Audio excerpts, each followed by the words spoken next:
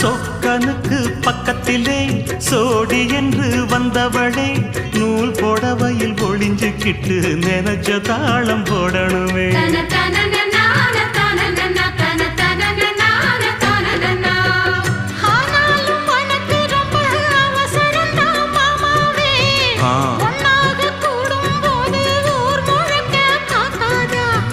பார்த்தாலும் தவறு இல்ல பனியுறங்கும் ரோசாவே உன்னால சொத்த வச்ச மூக்குலதான் வைக்காதா.